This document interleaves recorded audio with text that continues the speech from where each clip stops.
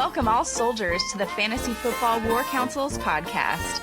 Here are your co-hosts, Jonathan Arneson and Daniel Gutierrez. Hello and welcome to another meeting of the Fantasy Football War Council. I'm Jonathan, and back on the council today is Daniel. Daniel, welcome back.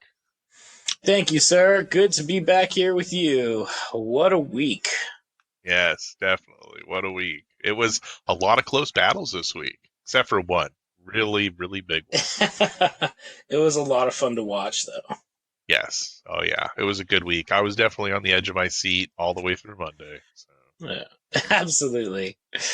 In today's meeting, we're going to go over the Week 6 battles and those winners and losers, and we will declare the Treasure Hunter of the Week and finish with our pick'ems. But first, the news.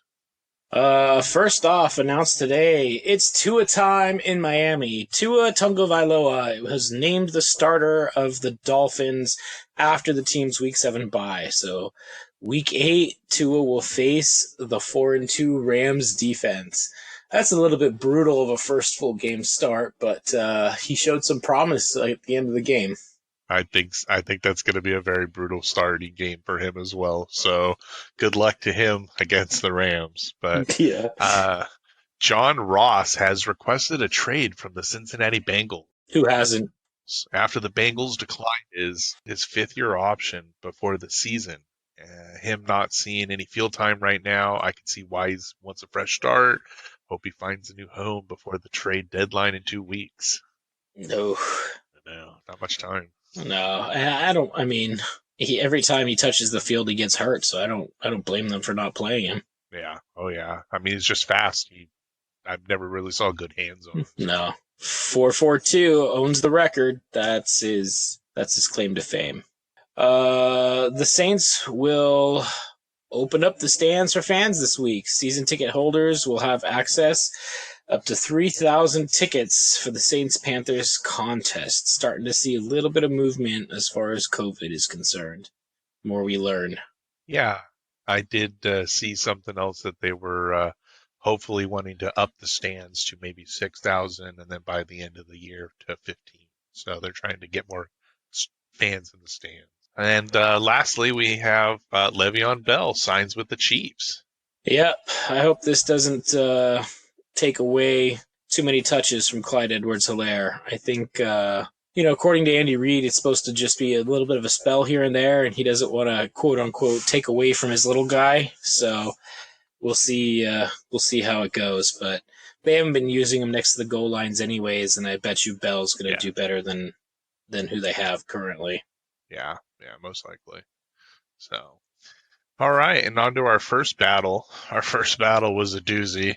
Highest score of the week. He beats the third highest score of the week. The Boston Teabaggers stops the Yankee Raiders in their tracks. A victory of 14.45. Daniel scores 220.7 points. Over Martin's 206.25. What a close battle. 14 points. Oh, man. All of them are so close this week. But I have to say one thing. 4 in a row, baby, after my 0-2 start. It was looking brutal, but much better than the first 2 weeks. I've just been scoring a little bit more every week, and 4 in a row tastes good. I don't know the feeling.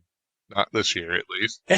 So, I mean, Tampa Bay played great for you this week. We'll say that. I mean, being that you have 5 starting players from Tampa Bay, everybody put up over 20 points. It was really good for you. So, Brady, Clyde Edwards-Helaire had a good day himself. Ronald Jones had a really good day. And Tampa Bay defense, 43 points. So, everything really solid. Martin put up some really good points on the other side, though. Oh, man, I saw that 47.8 from Derrick Henry, and I did not think I was going to take this matchup. Yeah, what a day from Derrick Henry. Yeah, I can't believe I was able to absorb that one.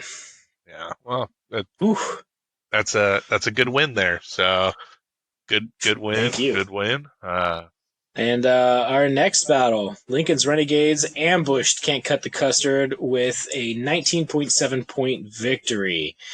Jared comes up with 186.9 points against Andy's 167.2. and could not cut this custard, and Jared takes away the win. This is a close one. Again, under 20 points parts of margin, and Jared's rolling. I think this is 2 or 3 in a row for him. It is, and he's doing really well. He's turned this team around.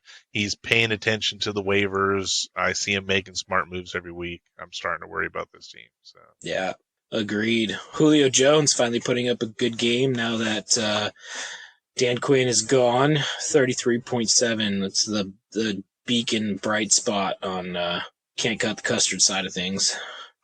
Yeah, he really didn't have much show up for him. His defensive players, Buda Baker, 32 points, and Adams put up 24 for him as well. So he did have somewhat something, but yeah, on the other side of the ball, it was all Jared. Lamar Jackson, 33, Joe Mixon, 17. He had some good players, and every one of his defensive players put up double digits. Fred Warner, Kaiser, Humphrey, every one of them 13, 20, 26. Yeah, that was a solid outing by Jared.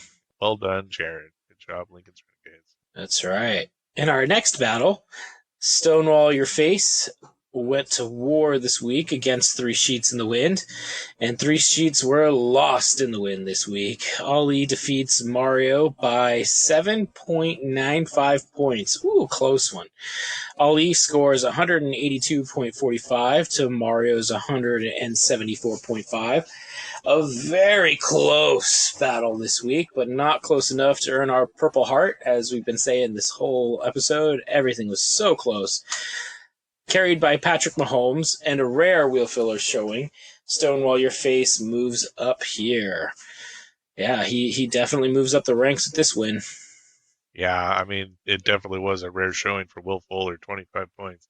He had 123 yards and a touchdown. That's not something we've seen this year out of Houston. Nope, fire your coach, things get better, apparently. Yeah, definitely. But Justin Tucker, 19 points. I mean, he's got some good players here that really showed up. Joe Schobert, 25 points. Definitely a good win. Yeah, Mario's had a defensive player that ended up leaving the game before they scored a point, and Ben Roethlisberger only gets 15 points, and that's pretty much the difference in this game. Close one. Didn't Miles Sanders get hurt? Miles Sanders did get hurt about halfway through. He already had 118 rushing yards, so I mean he was doing so well. 118 rushing yards on 9 attempts. That's ridiculous. But then he did get injured, so he's questionable for next week too. Yeah. Gotta go to the waiver wires there. So, oof. All right, our next battle is a real slaughter. Uterus S. Grant blows away Rodgers Hard War by 130.2 points. Our biggest blowout of the week, and that means she is the recipient of our Bronze Star Medal. Chas destroys Raj 212.55 to 82.35. Raj was last seen fleeing from the battle with his troops 100 yards behind him trying to catch up. Raj is this week's manager and my man. Whew. Hello, Raj. We know you've lost half your starters in the last 2 weeks, but you should know that tanking doesn't get you first overall pick. Stop hiding in the foxhole. Come out and play with the team that you actually put together. Die with dignity, for God's sakes. As for the rest of us, this is a little poetic justice for Raj sleeping through the first half of our draft and still getting a killer team that we gave him. It's kind of nice to see. A little bit. Come on out, Raj. Play. Yeah, definitely. It is. I mean, Dak Prescott still in his roster puts up a 0. Dalvin Cook, 0. Nick Chubb, 0. Noah Fant, 0. Got a lot of zeros on this list here. I could keep going, to be honest. Bobby Wagner. Yeah. Yeah, we can keep going. So, got to do something. I know you can do better than this, but absolutely. This other team, Uterus S. Grant, Chas, I am scared of this team right here. She is sitting at first place, deservedly so. Absolutely. Pittsburgh with 54.25 points, man. The only one that scored close to that was Tampa Bay. That was just That's so much of her team right there. Her defense is killing it. Hey, she's got people that show up every week, which is, what you need. It's a very consistent team. She's always above 200, around 215.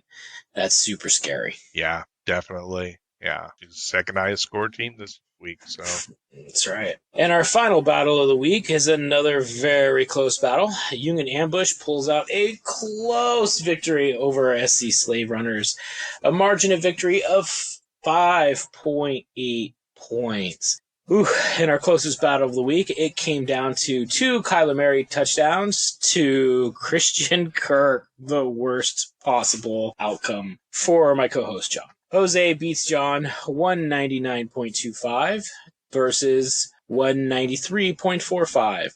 This battle came down to the last minutes of Monday night, and I am sure both of these generals were on the edge of their seats to the very end. SC Slave Runners earns their second Purple Heart medal in a row for being the closest battle of the week. Ooh. All I have to say to this is, Kirk out. Kirk out. I want to cry. While you were talking about your 4 wins straight, I won my first 2 and have lost 4 straight. So this really hurts. Oh, man. 2 Purple Hearts in a row. I haven't won a game since Christian McCaffrey went down. It may be week 8 until I get him back. Oof. Man, I need Christian McCaffrey back. 5.8 points. I tell you, this was so close. I was cooking dinner and watching, and I'm screaming at the television, sack him! I needed 1 sack from Campbell. I needed Kyler Murray to do something, just a little more. I mean, he had an amazing day, 40 points. How could I ask for more? But I just needed 6 points. You just needed it to not go to Christian Kirk.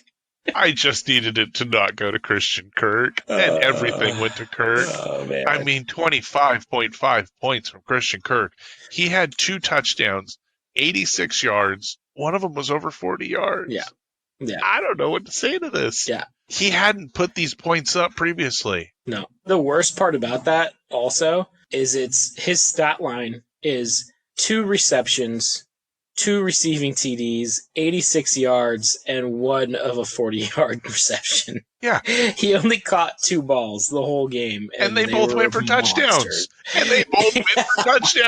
I know. I'm crying. I saw the first one, and my heart broke. Oh, man. What do you do? I mean, I don't know.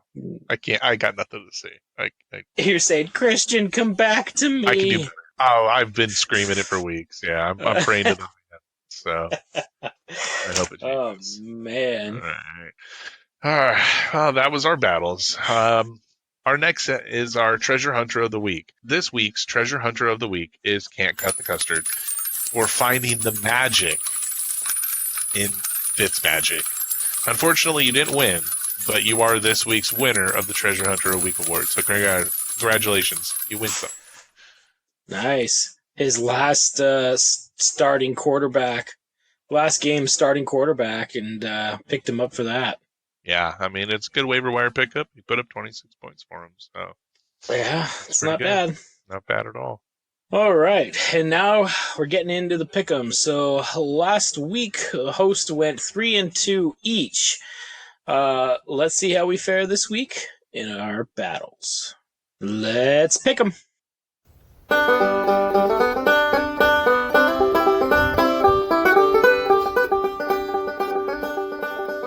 So, this week's battles, we have the SC Slave Runners versus 3 Sheets to the Wind.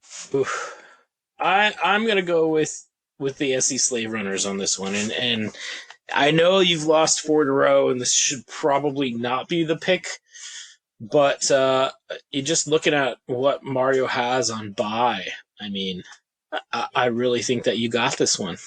I want to say the same thing, but I've lost 4 in a row. And as I was writing this list, I really wanted to put Mario's team just because I don't have faith in my team at the moment. I mean, I've been scoring well, but I'm losing. I mean, last week was only by a point. This week by 5 points, but it's still a loss and it hurts. So I'm going to pick myself in hopes that I win again. Can't lose them all. You can, but Next pick. Next pick is Stonewall Your Face versus Can't Cut the Custard. Who you taking? I am going to give this to Stonewall Your Face. I know that he is our 10th place team, but as I look at the other side, I'm a little worried of Can't Cut the Custard's team, and I think that Ollie has it here. So I'm going to go Stonewall Your Face. Yeah, I'm actually going to go the opposite. I'm going Can't Cut the Custard on this one. I just think that it looks like a better week of matchups for him.